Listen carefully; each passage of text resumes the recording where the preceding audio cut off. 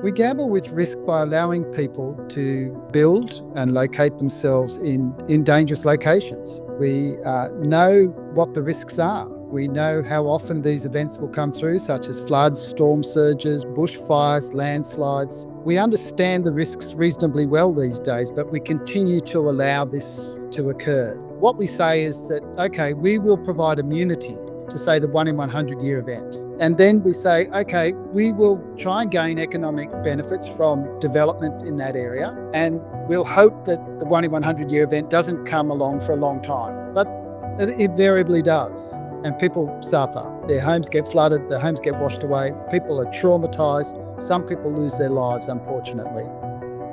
We have a saying in the business, and that is that all natural disasters are a result of poor planning. And the only way to fix that is to have better planning. So really it's up to the consent authority. The consent authority are the people that give permission for these developments to go ahead. And that's usually local government in Australia. We can build in safe areas. We don't have to continue building in these really, really dangerous locations. That is, next to rivers, on floodplains, along coasts where storm surges are prone or coastal erosion is going to be occurring, or necessarily in areas where bushfires are going to occur. I know people want to live in those locations, but the reality is that these can be very, very dangerous. So we've got to start doing this, in my opinion, or in some way make our dwellings resilient to these sorts of natural hazards, which makes them more expensive and difficult to build, but it can be done.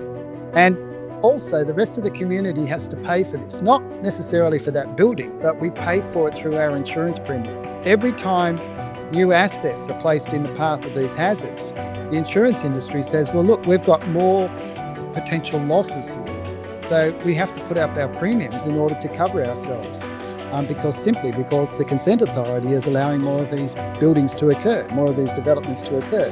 Local governments and also state governments through their really ineffective policies.